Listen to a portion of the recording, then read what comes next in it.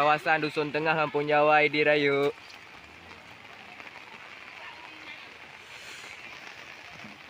Nyamban keadaan di Kampung Masjid menuju Kedai Water M7 MLH.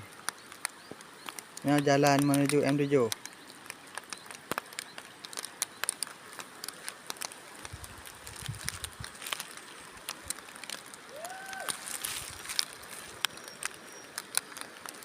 Oh, yang baru.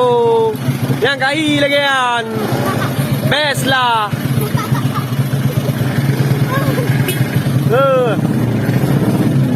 Mati kan.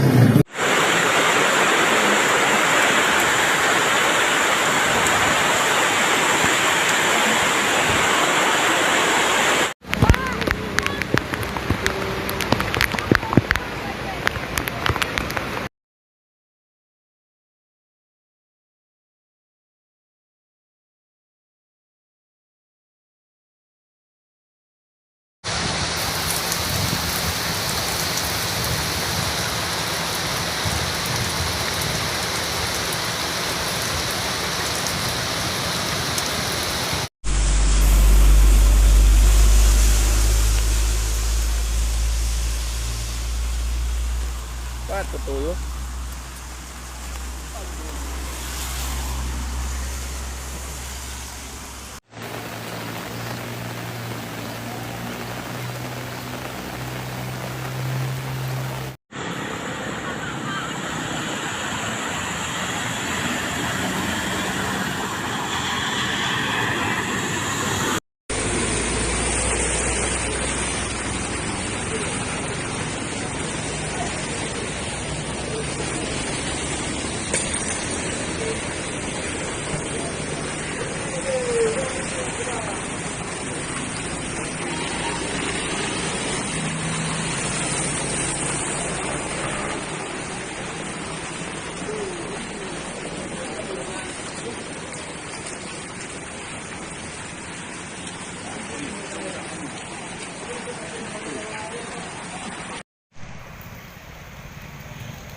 Sungai meluap. Hah?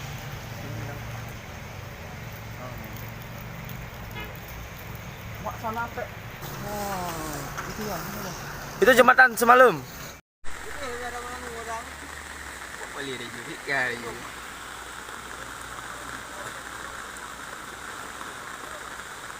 Seorang muda nyambut hai tak lu pi ที่เยอะ thì